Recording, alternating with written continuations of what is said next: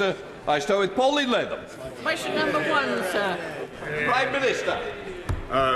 Mr. Speaker, thank you. Never before has this House listened to an address like the one given yesterday by President Zelensky. And so I want to tell the House that working with our friends and allies across the free world, we will be doing even more in the coming days to protect the people of Ukraine. And, Mr. Speaker, my right honourable friend, the Defence Secretary, will be setting out more details for the House later on.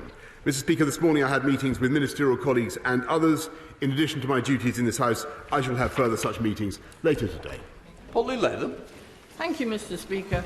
My son Ben died from an aortic dissection at age 44, leaving a wife and 2 young children, a condition which kills 2,000 people every year needlessly, more than die on the roads. Most people do not know anything about this condition until it devastates their family, like mine. So many of these cases are preventable by identifying those at risk and early and accurate diagnosis.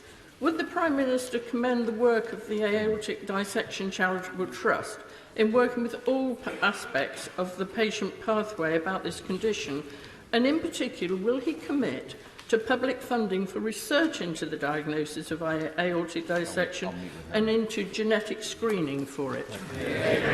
Prime Minister.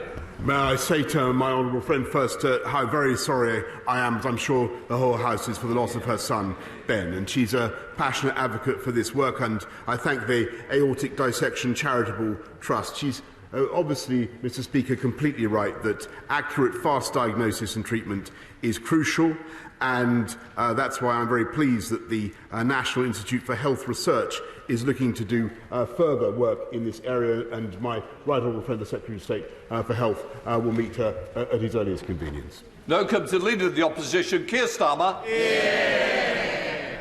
Thank you, Mr. Speaker. The typical energy bill is going up by £700 next month, and that's because of pressures before Russia invaded Ukraine. The Chancellor's solution? A forced £200 loan for every household, paid back in mandatory instalments over 5 years. The big gamble behind that policy was that energy costs would drop quickly after a short spike. That bet now looks certain to fail. When will the Prime Minister force the Chancellor into a U-turn? Prime Minister.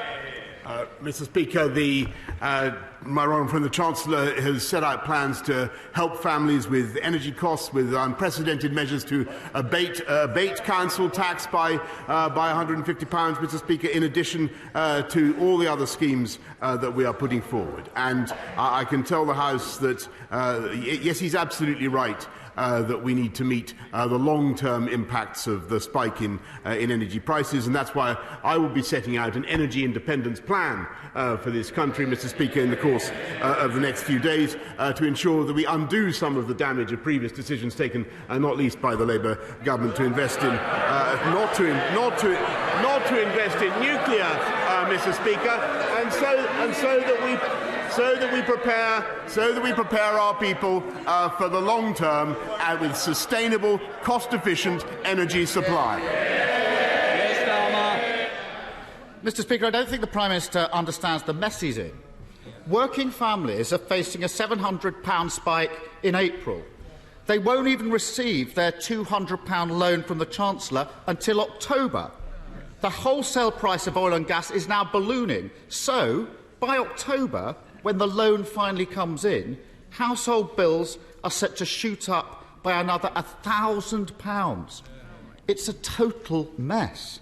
So I ask again, when is the Prime Minister going to force the Chancellor to U-turn? Prime Minister.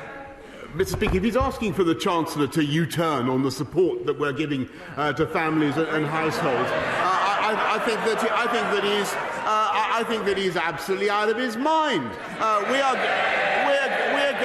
are going to continue to give people support throughout this difficult period, as we did throughout the coronavirus epidemic, Mr. Speaker, with unprecedented levels of support. We have a £200 discount on bills, £150 non-repayable reduction in council tax, and £144 million extra to help councils support vulnerable families with their energy bills. altogether, Mr. Speaker, there is a £20 billion package of financial help that we are giving the British people, and we will continue to do more. I think a U-turn, Mr. Speaker, is the last thing we want. Mr. Speaker, we'll see how long that position lasts. Let me try and help the Prime Minister. Let me try and help the Prime Minister by coming at it from a different angle. Before Russia invaded Ukraine, North Sea oil and gas companies were making bumper profits. BP made £9.5 billion. Shell made £14 billion. In their own words, more money than they know what to do with. Since then, the international price of oil and gas has skyrocketed, and so will their profits. When will the Prime Minister admit he's got this badly wrong, put a windfall tax on those super profits, and use the money to cut household energy bills? Prime Minister. Mr. Speaker, the net result of that would simply be to see the oil companies put their prices up yet higher, Mr. Speaker.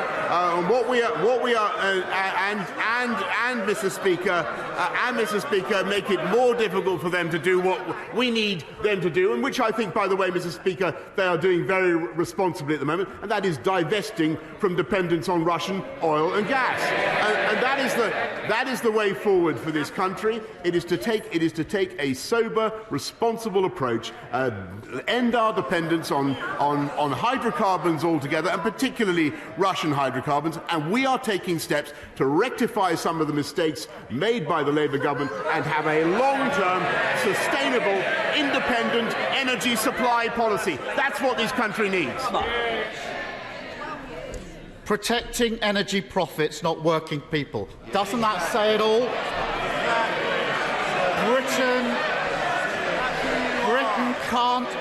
Britain can't afford another crisis like this. We need to improve our long-term energy security. That starts with supporting new nuclear and renewables. But the Conservatives have effectively banned new onshore wind. As a direct result of this short-sighted approach, we're using more gas every year than we import from Russia. That's ludicrous. So will the Prime Minister relax planning laws, end the block on onshore wind, and stop supporting policies that make us so dependent on foreign gas? Prime Minister. Mr. Speaker, it's thanks to the policies that this government has pursued that we actually only are dependent on Russian gas for 3% of our gas needs, unlike virtually every other European country, Mr. Speaker.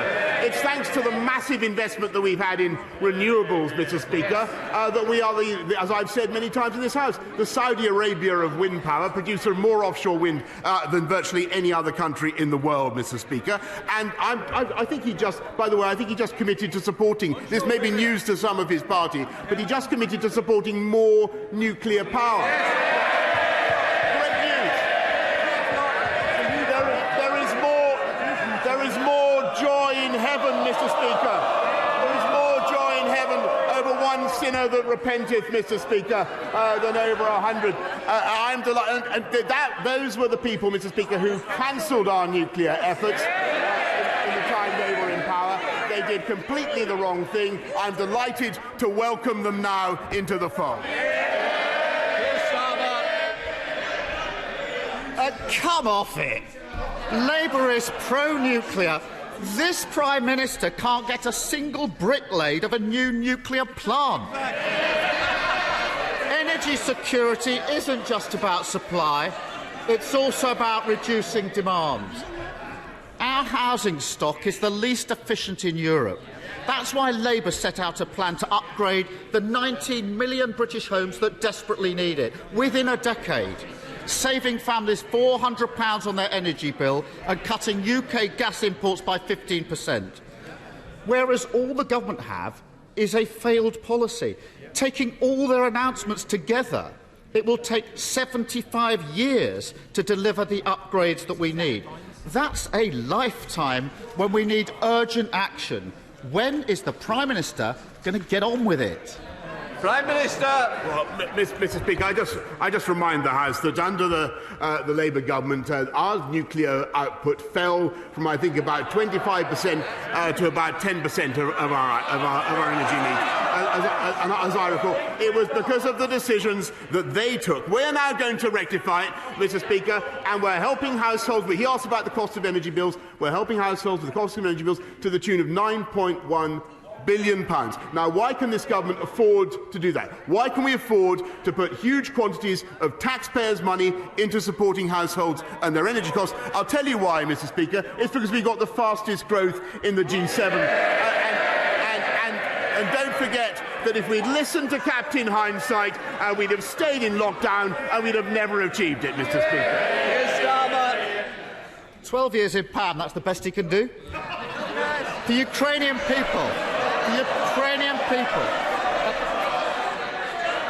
Mr. Speaker, the Ukrainian people are fighting for democracy. We must stand with them. That means taking the toughest possible measures against Putin. And let's be honest, there will be costs here at home. We can withstand those costs, and we must, by using a windfall tax to keep bills down for working people, by starting a new era of energy policy, never again at the mercy of a dictator, supporting new nuclear after years of neglect, sprinting on renewables, including onshore wind, and an urgent national mission to upgrade homes, ending years of dither and delay. So why is the Prime Minister offering the same failed energy policy that cast us into the security crisis and allowed bills to rocket? Mr. Speaker, Sorry, Prime Minister. I want to hear the answer, but also standing up's not going to catch my eye. In fact, it's got the opposite effect on me. Prime Minister. Mr. Speaker, what we are junking is the failed energy policies that left us without enough nuclear power, Mr. Speaker. And what we are going to do is go forward with policies that allow this country to be independent in our energy supply, maximising renewables, Mr. Speaker, making sure that we use transitional hydrocarbons and going for nuclear as well. As I say, I'm overjoyed that Labour now seems to occupy that position. But what we will also do, Mr. Speaker, and here he has been supportive, is make sure that as a House of Commons we work together to maintain our opposition to Vladimir Putin's vile war in Ukraine. And there, together with the toughest possible economic sanctions, by maintaining our military support for the people of Ukraine, I have no doubt that though there will be dark days ahead and difficult times, Mr. Speaker, we will come through it stronger. And I have no doubt that Vladimir Putin will fail and we will succeed in restoring a sovereign and independent Ukraine. Thank you, Mr. Speaker. For over 2 decades, Thames Water has been trying to build a reservoir in my constituency that would be over 30 metres high and cover the equivalent of over 2,500 football pitches. This has been a shadow over the local community, who don't think they've proven the need for this proposal. Does my right honourable friend agree that if a company seeks to do something like this, it has to show why it's needed, why it's better than the alternatives, and what the environmental impact will be? They can't behave as though it's inevitable, whether the local community want it or not. Prime Minister. Well, Mr. Speaker, I thank my honourable friend. He's a fantastic champion for his constituents in Wantage. As I understand it, the decision on the Abingdon Reservoir has not actually been made, but we would expect Thames Water to consult further on the proposal, and I know that they will have heard the points that my honourable friend has rightly made. We now come to SNP leader Ian Blackford. Thank you, Mr. Speaker. We are now 14 days into Putin's war, and in that time I've generally tried to work constructively with the UK government, and I will continue to seek to do this. However, nobody should support this government when it comes to the response to the refugee crisis. 760 visa approvals in 2 weeks is disgraceful. In that time, Poland has taken over 1.2 million refugees. Hungary has taken over 190,000 refugees. Germany has taken over 50,000 refugees. Italy, over 7,000 refugees. Ireland, a country of just over 5 million people, has given sanctuary to 3 times as many refugees as the United Kingdom. These numbers don't lie. They tell a devastating truth.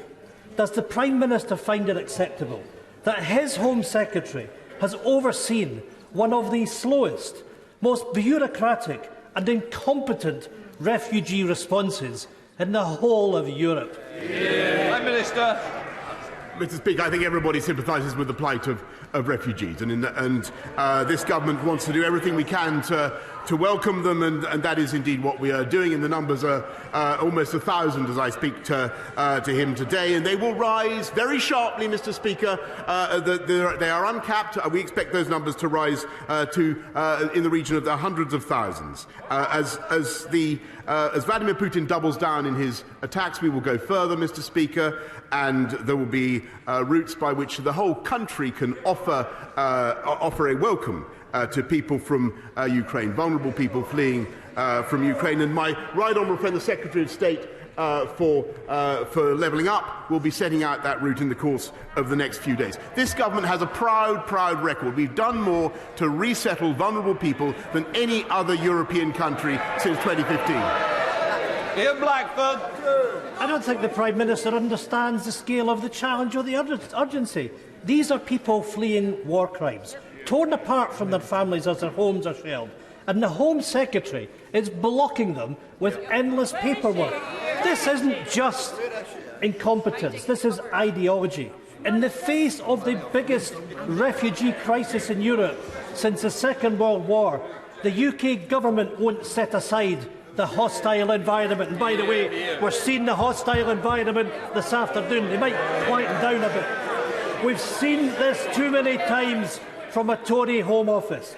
The Windrush scandal, the Go Home vans, the inhumane Nationality and Borders Bill.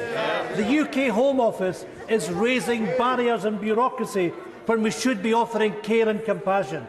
Prime Minister, do not let the history of failure repeat itself. Scotland stands ready to offer sanctuary and refuge. So will the Prime Minister join with the rest of the European continent and waive the visa restrictions for refugees fleeing war in Ukraine? Prime Minister.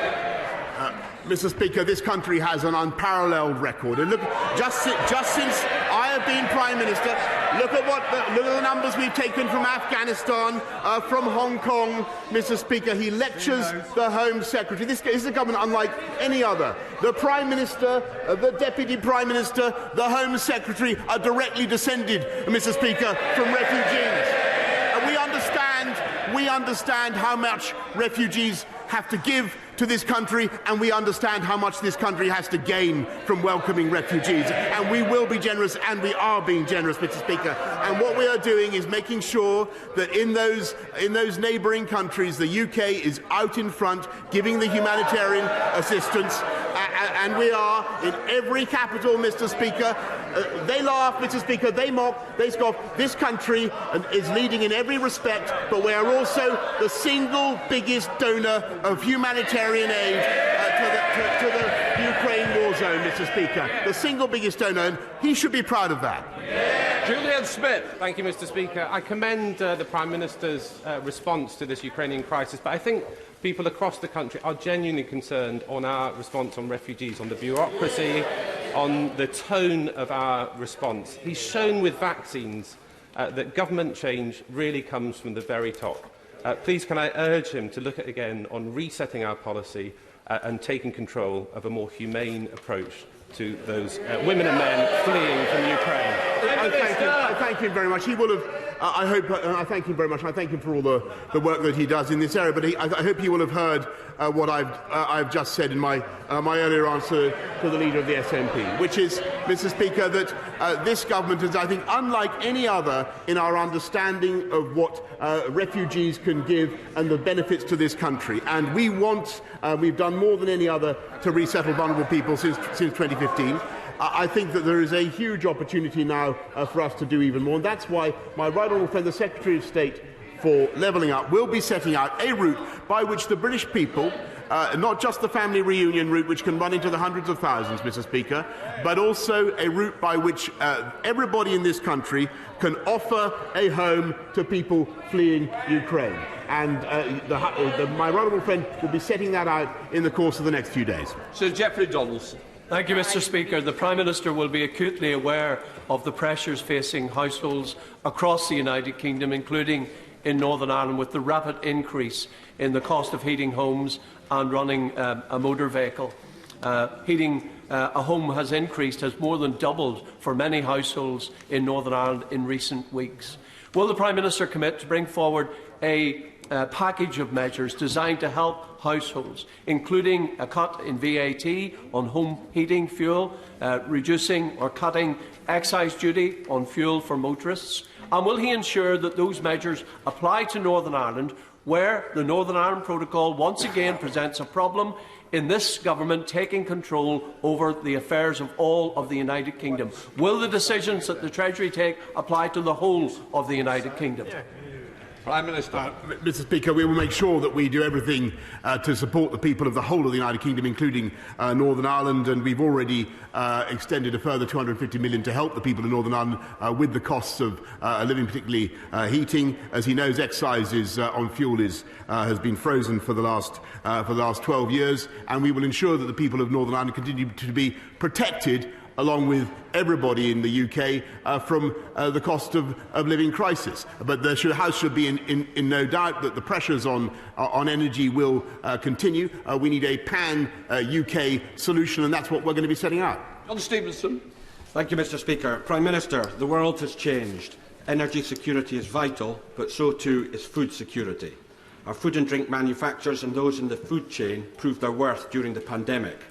Given the importance to our country of this sector and the need to ensure its competitiveness, its resilience and a high degree of self-sufficiency, will the Prime Minister now take the opportunity to review many of the proposed regulatory burdens, such as HFSS and the promotional and marketing restrictions, which could adversely affect this important sector at this critical time? Prime Minister.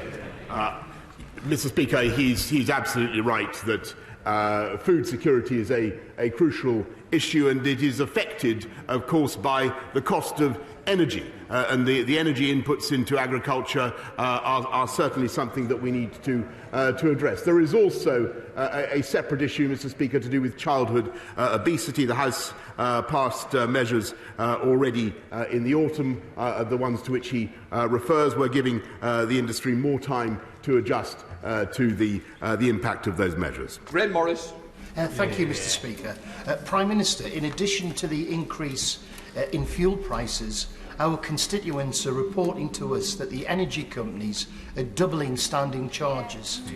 In France, energy supply company EDF has had energy price rises to domestic customers capped at 4%.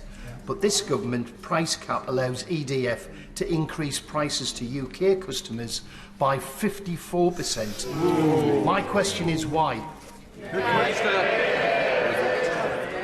Mr. Speaker, we have an overall cap, and obviously the EDF is incorporated differently in the UK from its incorporation in France. But we will do everything in our power to abate the costs of energy across the country, as we already are, Mr. Speaker. But what it needs is a short-term, medium-term and long-term energy strategy so that we have sustainable supplies.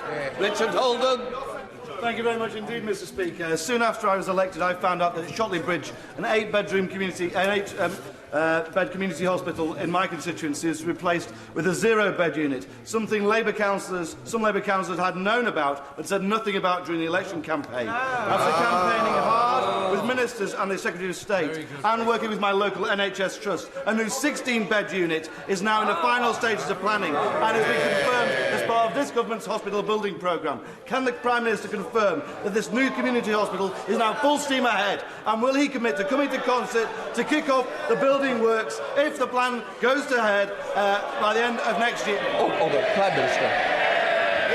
Yes, Mr. Speaker, I'm delighted there'll be a new hospital at Shotley Bridge. I congratulate him on all the work he's done to lobby for it. And, Mr. Speaker, what it proves that this government is getting on, in spite of the pandemic, in spite of war in Ukraine, this government is getting on with the job. Thank you, Mr. Deputy Speaker. I've just been to a very harrowing meeting with families affected they have members of families in care homes and hospitals, and they've suffered unjustifiable denial of access to those loved ones, and it's been massively restricted. And it continues despite the post-COVID environment. Would the Prime Minister be prepared to introduce legislation to make access to loved ones in care homes and hospitals a legal right and not at the discretion of the care home or the hospital concerned? Prime Minister. Mr. Speaker, I thank him very much, and I think everybody understands the anguish of people who haven't been able to see their loved ones during the pandemic. We have relaxed the restrictions in care homes, as he knows. I'd be very happy to offer a meeting for him and the relevant health minister to discuss his further concerns. John Penrose. Mr. Speaker, the government's already stopped issuing golden visas, so they can't be exploited by oligarchs and crime lords. But some could already be here, living in luxury London penthouse flats they've bought with dirty cash. So, will the Prime Minister pledge that anybody who is put on the sanctions list in the coming days and is already in the UK on a golden visa will have it ripped up so they can be thrown out? Prime Minister. Yes, Mr. Speaker, I can tell him that, and I thank the House for what we've done to accelerate the economic crime measures, because we will be able to whip aside the veil of anonymity.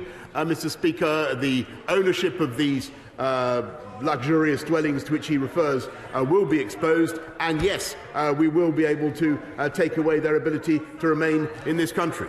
Barbara Keeley. Thank you, Mr. Speaker. As energy costs spiral, I want to raise the issue for people who use extra electricity to charge their electric wheelchairs or to run ventilators or a stair lift. It is not right that people with a disability or a serious medical condition should face unmanageable debt or going without food to pay the cost of electricity on which they absolutely rely. They need a real cut to their bills right now. So why isn't the Prime Minister looking at drawing on the profits of the North Sea oil and gas companies to help the most vulnerable families with those costs?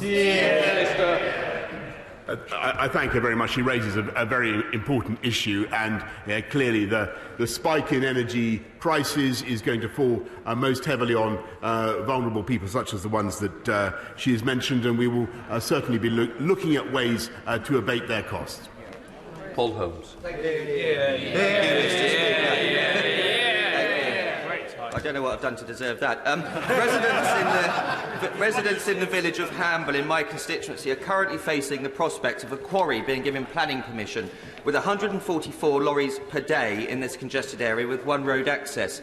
Will my right honourable friend agree to meet with me to discuss how we can tighten the regulations on where quarries can be built to take into account the health implication, our environment and our local communities? Prime Minister. I thank my honourable friend, and he's a great champion for Eastleigh. The planning framework is robust and should ensure that quarries don't have an adverse impact on the environment or on health, but I'll make sure that he gets a meeting with the relevant minister to discuss his concerns further. Abhinav Pongasari.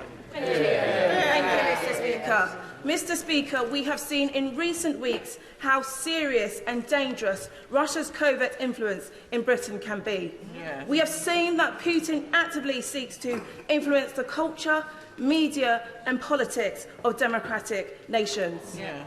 Our national security is of the greatest importance, and Britain cannot become home to those that prop up Putin and his war. With that in mind, has the Prime Minister ever overruled security service advice when appointing a peer to the other place? Prime Minister. No, Mr. Speaker, and actually the Kremlin has singled out the UK for being in the lead on global sanctions, and as they have, and Mr. Speaker, in leading the world in defiance of the odious war that Putin is leading in Ukraine. Greg Clark. Yesterday, President Zelensky drew on the words of Churchill in this chamber. And as we salute the courage of the people of Ukraine, it reminds us that we can meet in freedom today only because of the courage of a generation of men and women who, in the Second World War, defended us from annihilation. Among them is my friend Flight Lieutenant Colin Bell, DFC, who flew his de Havilland Mosquito in 50 missions over Nazi Germany. Colin Bell is with us today. On Saturday, he celebrated his 101st birthday. Will the Prime Minister join me in wishing Colin a very happy birthday and thanking him for what he did for allowing us to be here today?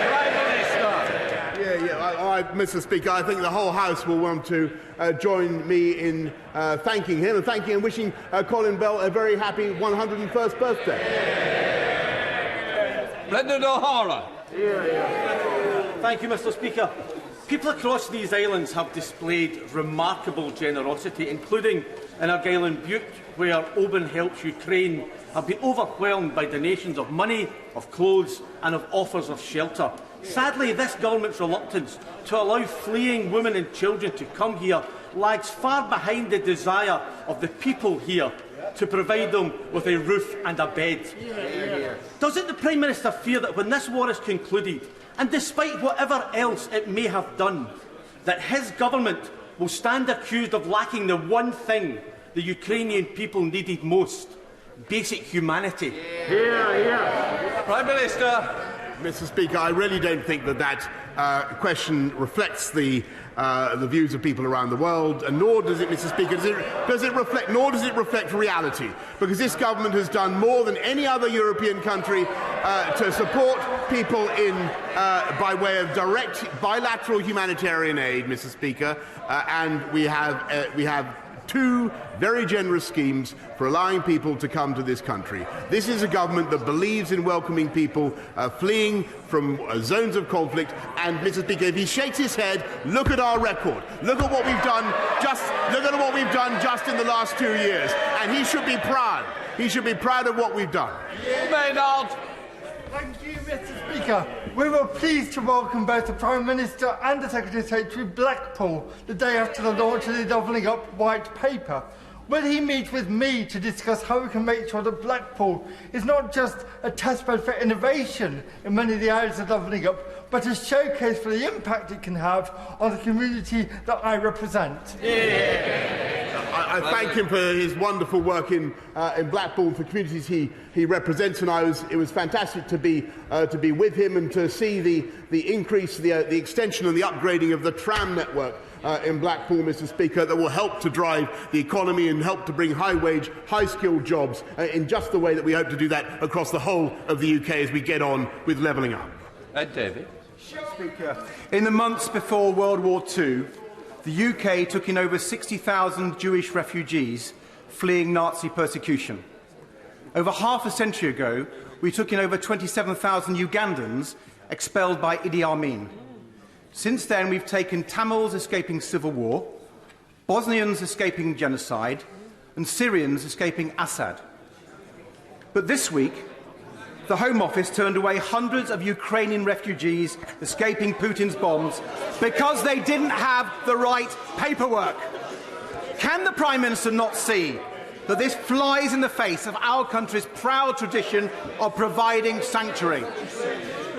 And since the Home Office clearly isn't up to the task, will the Prime Minister send in armed forces personnel to speed up the process so Ukrainian refugees can come here quickly and safely?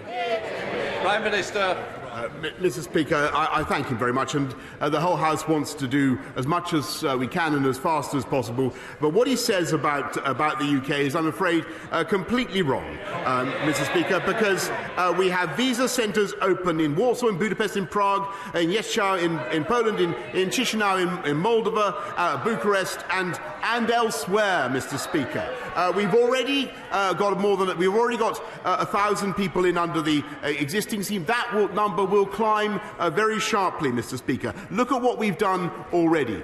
15,000 from Afghanistan, 104,000 applications from Hong Kong Chinese, and I think there were about 25,000 from Syria. No one has been turned away, Mr. Speaker. That is simply, we want to be as generous and Mr. Speaker. It is important to have checks. Let me make this point to the House, because I think people need to understand. There are some people, Mr. Speaker, who would like to dispense with checks altogether and simply to wave people through. And I've got to say, and I hear the voices on the benches opposite. I do think that is irresponsible, and that is not the approach that we should be taking. The Schengen countries have a different arrangement. We must be in no doubt, as I said in answer to a previous question, the Kremlin has singled out this country for the approach that we are taking.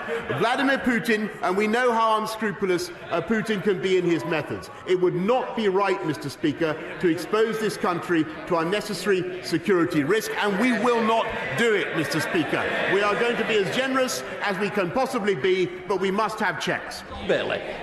Mr. Speaker, my community in Tipton came together on Sunday to commemorate 100 years since the devastating explosion of the Dudley Port munitions factory and the 19 girls who were recklessly murdered by the owner of that factory. Now, in the Black Country, it's vital that we acknowledge both the pride but also the pain of our industrial heritage. And can I ask my right honourable friend, therefore, to ensure that, to reaffirm his commitment today to the Black Country, to ensure that we honour that legacy of those girls in that factory in Dudley Port 100 years ago. And the one way that my right honourable friend can do that for my community in Tipton is to come to Tipton, Mr. Speaker, and see that beating heart of the Black Country who will welcome him with open arms. Well, Mr. Speaker, long ago, when I was a reporter, Tipton was on my beat many years ago, and wild horses wouldn't keep me away from Tipton. I'll be back. Ronnie Cowan's final question. Thank you, Mr. Speaker. Prime Minister, I have a constituent whose elderly parents are seeking refuge in the United Kingdom from Ukraine. Her parents are both in their 80s. They've made it to Hungary. They went to the visa application centre, as instructed by the Home Office hotline, and they were told, come back on the 22nd of March. Then, and only then, will their biometrics be processed. That is a harsh reality, no spin, no subterfuge. Prime Minister, when will refugees from the Ukraine be welcome into the United Kingdom? Prime Minister. Listen, I thank you. If you'd be kind enough, I'd be grateful if you'd pass me the details of the case that he mentions, and I'd be happy to give it to my right honourable friend. We are moving heaven and earth, Mr. Speaker, because we understand the value to this country of refugees. We also understand the imperative of helping people fleeing a war zone in terror, and that's why the people of this country want to open their arms, and we are going to help them to do it, Mr. Speaker, with a new humanitarian route in addition to the family reunion route that we have already set up. That family reunion route alone, Mr. Speaker, could bring hundreds of thousands of people here, and I think the whole House understands that. We will do even more through the new humanitarian route. That's the end of Prime Minister's questions. Please leave quietly. All right, John.